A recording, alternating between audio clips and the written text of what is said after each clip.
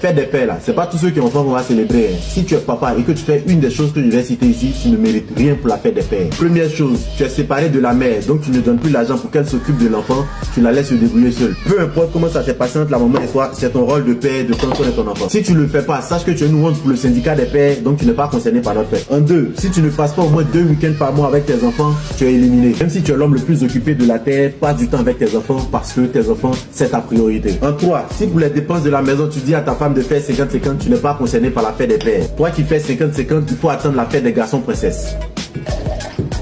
4. Si tu fumes en présence de tes enfants, c'est mort. Que ce soit cigarette, chicha, cigare, tant que ça consiste à faire sortir la fumée de ta bouche comme si tu étais un dragon, tu fais ça loin de tes enfants. 5. Si tu tapes ta femme, ta place n'est pas parmi nous pour la fête des pères. Elle est dans une cellule de prison. Pour ce point-là, je n'ai pas besoin d'argumenter. 6. Même si tu ne la tapes pas, si tu manques de respect à ta femme, c'est carton rouge. Parce que tu ne peux pas être un bon papa si tu n'es pas un bon mari.